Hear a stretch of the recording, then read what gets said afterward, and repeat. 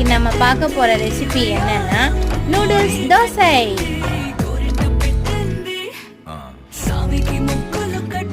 கல்லுல மாவு ஊற்றிட்டு கொஞ்சம் இட்லி பொடி தூவி அதுக்கு மேல நம்ம வேக வச்சிருந்த மேகி நூடுல்ஸை போடணும்.